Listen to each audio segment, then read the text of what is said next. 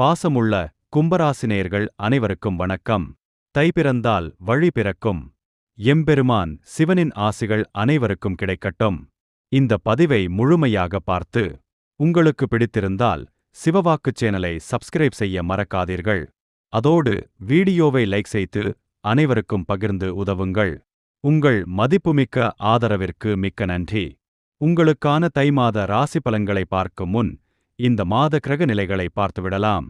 சனி மற்றும் ராகு கும்பராசியில் உள்ளனர். குரு பகவான் மிதுன ராசியில் வக்ரகதியில் உள்ளார். சூரியன் மற்றும் சுக்கிரன் மகர ராசியில் இருக்கிறார்கள். செவ்வாய் மற்றும் புதன் தனுசு ராசியில் இருக்கிறார்கள். கேது பகவான் சிம்ம ராசியில் இருக்கிறார். தை மாதம் 2ஆம் தேதி செவ்வாய் மகரத்திற்குச் செல்கிறார். தை மாதம் 3ஆம் தேதி புதன் மகரத்திற்குச் செல்கிறார்.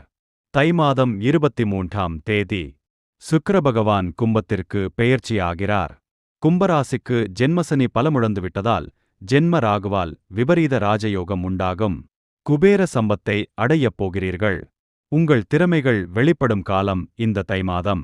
புகழின் உச்சியை அடையப் போகிறீர்கள். கும்பராசிக்கு இந்த மாதம் மிதுனத்தில் வக்ரகதியில் உள்ள குரு பகவான் பல ஐஸ்வர்யங்களை வாரி வாரி வழங்கப் போகிறார்.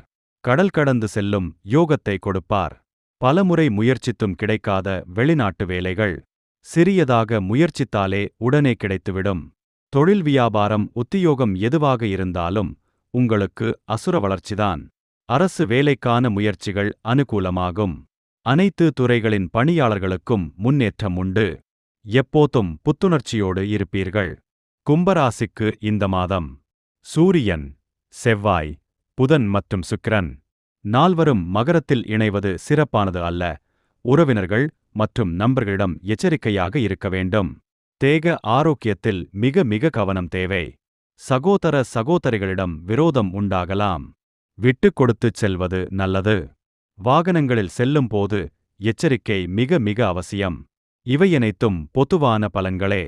கிரகங்கள் நல்ல இடத்தில் இருந்தாலும் கூட நாம் அனுபவிக்கும் துன்பங்களுக்கு காரணம் நம் பாவகர்ம வினையே தவிர எந்த கிரகப் பெயர்ச்சியும் காரணம் கிடையாது என்பதே உண்மை. எதற்கெடுத்தாலும் ஜாதகம் பார்த்தால் சராசரி ஜோதிடர்கள் கிரகங்களுக்கு பரிகாரம் என்ற பெயரில் வேப்பமரத்து பேய்க்கதைகள் மாதிரி அண்டப்புழுகுகளே புழுகுவார்கள். ஜோதிடத்தில் எச்சரிக்கை இல்லையென்றால் உங்கள் பணமும் நேரமும் விரயமாகுமே தவிர எதுவும் நடக்காது. ஆகையால் கிரகங்களுக்கு பரிகாரங்கள் செய்வதை தவிர்த்து இறை வழிபாட்டில் நம்பிக்கை கொள்ளுங்கள். முருகப்பெருமானை செவ்வாய்க்கிழமைகளில் வழிபடுவதன் மூலம் அவயோகங்கள்